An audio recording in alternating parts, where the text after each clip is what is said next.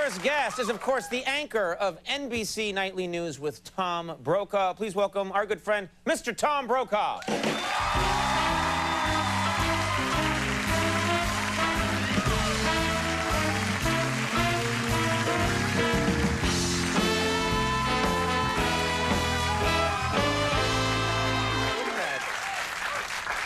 You like our cool holiday decor we've got going here? Who got the other one on the 2-for-1 price sale at Walmart? You know, it's funny. Let's look at some of this tree for a second. I thought we were just going to get a conventional tree like we get every year. Right. And I come down, and then this metallic thing is here. And I didn't, you know, but it's fascinating. I've never seen anything like it. I think that's the kind of tree that grows after a nuclear fallout of some Yeah. kind. I'm not sure. It's here. No other talk show probably wants one, but we're the only one that has one. That's Right. the important thing.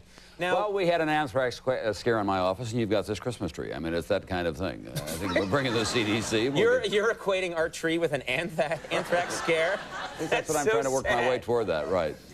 You know, the talk shows and entertainment shows, they all do this. If you turn on, Entertainment Tonight, or you turn on Leno or something, you're going to see a lot of... Actually, on Leno, I've pointed this out. He's got 60 poinsettias behind him. Look what I get. I get one poinsettia right there, and it has anthrax. Look at it. Every time we cut to that thing, people go, "Aww," and then I weep. You do the news. You're not allowed to decorate the set, really. I never see you wearing like a Santa hat and saying, "Bad news from Chechnya." No, you know? but there are nights when I'm tempted to do something like that. Well, no, obviously we have to have a neutral setting. For one thing, it is a Christian holiday. Christmas is, and most people are celebrating it as that, but it's also Hanukkah, and for the people of the Islamic faith, they've just ended the Ramadan holiday, or the month of Ramadan, which is the holiest month in their calendar. So there are lots of different observances, and we can't get into that. But I do think that, by and large, at this time of the year, the holiday season, everybody gets into it in one form or another. I mean, I've been struck around New York, which has, it is the true melting pot, but everyone joins in the singing of the traditional Christmas hymns. And have you noticed that the Christmas parties, are any different this year? Do you think there's more of a little bit of a somber tone because of everything that's been going on, or do you think that people are really getting into it? I think, a lot of parties were canceled, and people gave the money instead to one of the firehouses, to one of the various causes. I have been making what I like to think of as a professional survey of the liquor stores in New York, asking them, how's business? And they all say the same thing. The hard liquor sales are way up. Always, isn't that a nice thing? Well, it's a nice thing to know, right. People are drinking again. It's about time. And I think in the smaller private parties, at least the ones I've been at, I think that they've been more personal in some way. People are spending more time with their friends, talking about what they want to do really with their lives, as opposed to what they were doing just kind of in a routine fashion. So I think it's an unsettled Christmas season. Let's go back to you hanging out in liquor stores. I like that, right.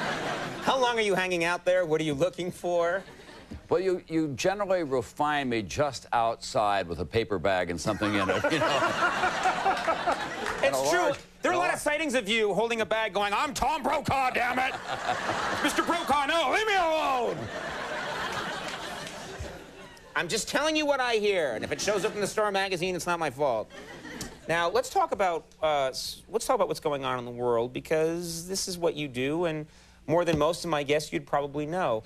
The $6,400 question is... Where is he? Where is Osama bin Laden? Does they know anything, as far as you've heard? Do they know anything that we're not hearing? Well, there's some more fragments of information. There was some speculation that, in fact, he may be dead in one of those caves, and they picked up some more radio traffic they think may be connected to his son. My own personal feeling is that if this guy was the mastermind behind these horrendous attacks that were executed extremely well and took years of planning, that he probably had an exit strategy in mind for himself. I don't think he decided 2 weeks ago, "Oh, I'd better go to a cave. They seem to be closing in on me." He's got a lot of money. He has access to a lot of resources. He has access to, he does sound, I've heard some reports, and it sounds comic, but he almost sounds like a James Bond villain, in that I've heard that he has, he might have a helicopter, he might have a plane. Yeah, we don't know everything that he has, obviously. One of the things that he will have a hard time doing is communicating with anyone, because we have so many electronic ears in that region now, both in the air and at sea and now on the ground, and they can pick up the radio traffic. So for him to move somewhere is going to be difficult. But there are still places that probably would harbor him and maybe not even know it. Yemen, for example, which is a pretty hostile place.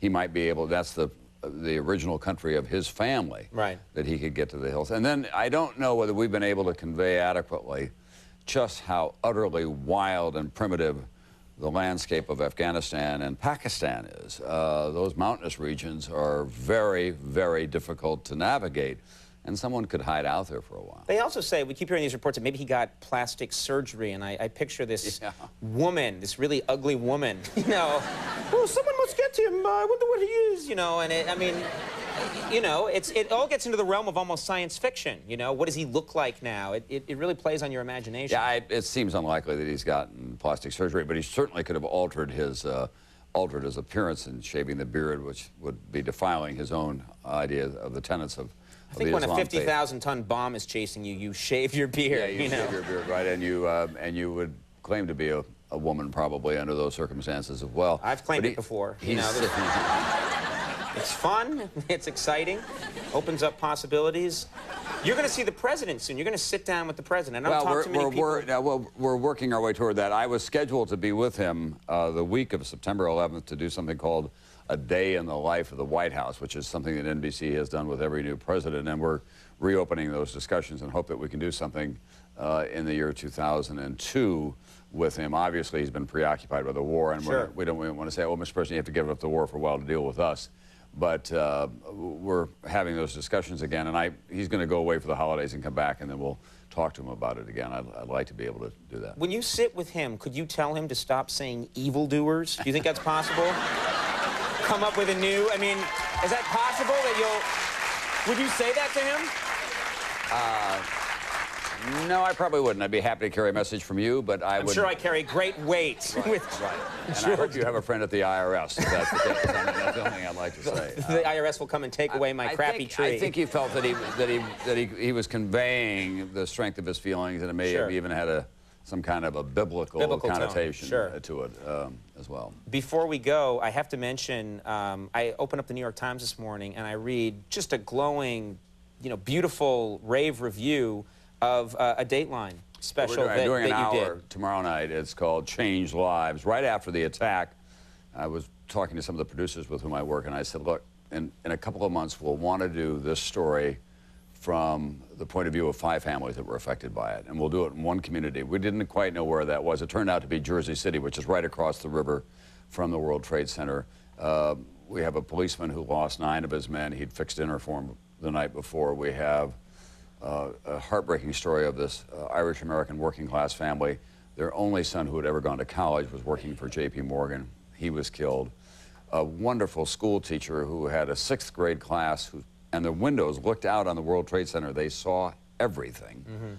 And she's now instructing them in tolerance. And then 2 young Arab-American students who go to an Islamic school there and how their lives have changed.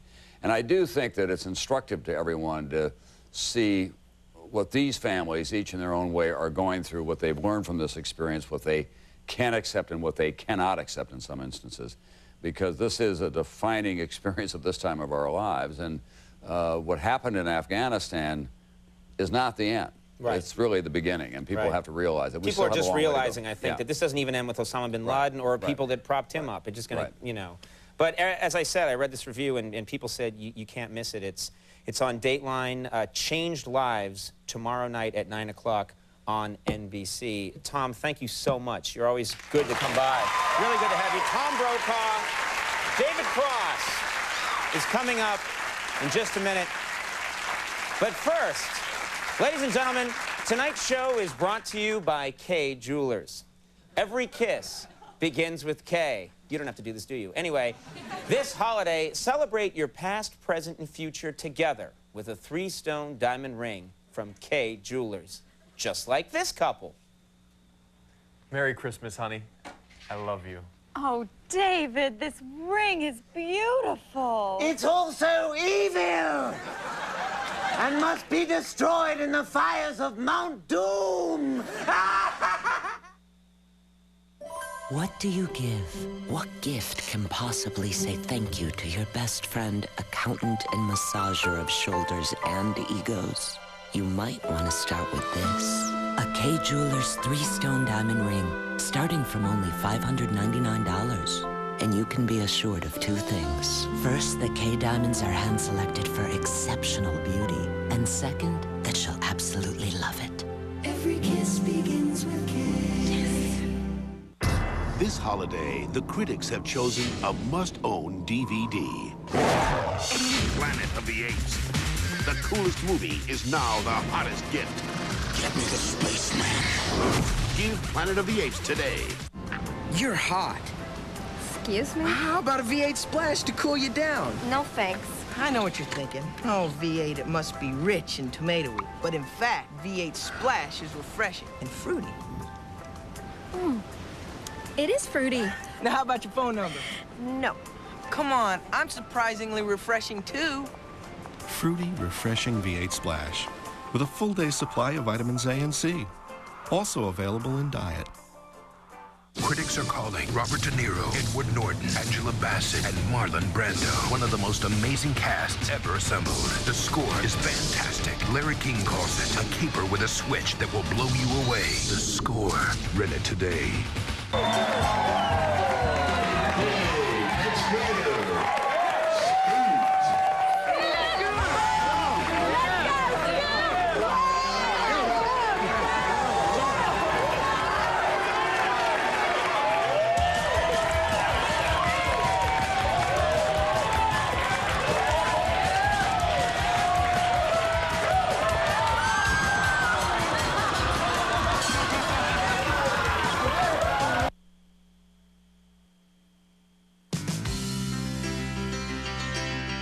America is on the go, and so is 0% financing at your local Chevy dealer.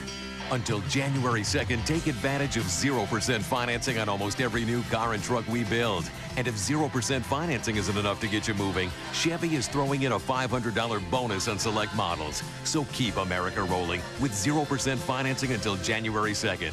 Hurry into your local Chevy dealer and make your money count today.